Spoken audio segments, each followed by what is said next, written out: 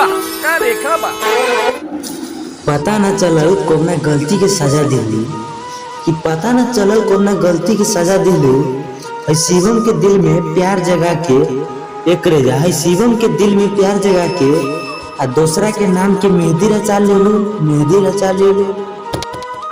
कैलू झूठा वादा कैलू करे जान निकाल के। अरे सुनो भाई, अगर वीडियो अच्छा लगा तो लाइक करो मर दे। अगर चैनल पर नया बार तो चैनल के सब्सक्राइब करो। अगर अपना नाम के शाही बनवावल चाहत रह तो नीचला कमेंट लिखल कमेंट करो। Bye bye Tata.